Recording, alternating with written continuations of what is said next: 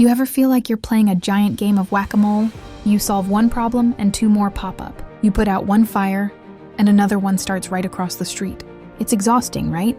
You're working so hard. You're making a difference in individual lives. You're fixing things. But the underlying issues just keep coming.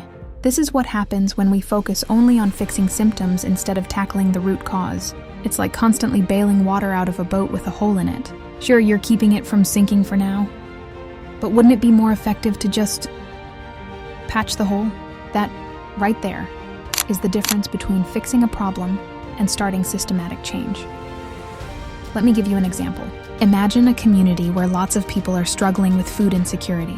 The immediate, compassionate response is to set up a food bank. And that's a good thing. It helps people who are hungry right now. But a year later, the line at the food bank is just as long, maybe even longer. Why? Because the food bank, as vital as it is, only addresses the symptom, hunger. It doesn't address the system that's causing the hunger. So what would systematic change look like in this scenario? It means asking bigger, tougher questions. Why are people hungry in the first place? Is it a lack of jobs that pay a living wage?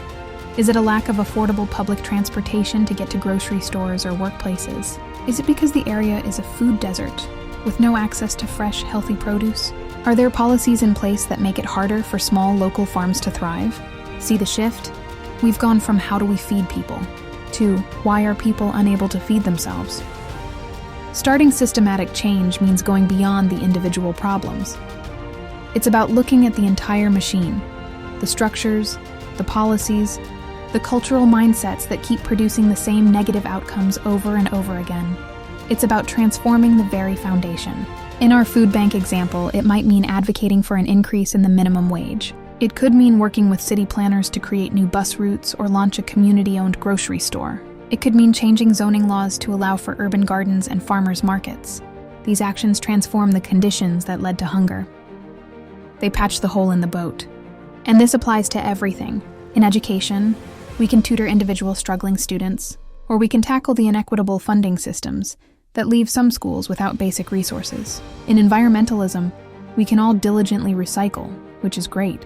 But systematic change means holding corporations accountable for their massive carbon footprints and pushing for policies that fundamentally shift our society toward renewable energy. In healthcare, we can treat patients for stress-related illnesses, or we can challenge the toxic work cultures and economic pressures that are making everyone so sick to begin with.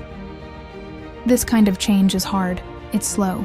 It's not as immediately satisfying as handing someone a bag of groceries. You don't always get a clear thank you because the results can take years, even generations, to fully materialize. It involves challenging powerful interests and confronting uncomfortable truths about the way our world is set up. But here's the thing.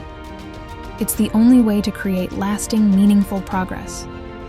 It's the only way to stop playing whack-a-mole. It's about having the courage to stop bailing water for a second, to look down, find the hole, and start the difficult, essential work of patching it for good. So the next time you see a problem, ask yourself, am I just treating a symptom? Or am I ready to start transforming the system?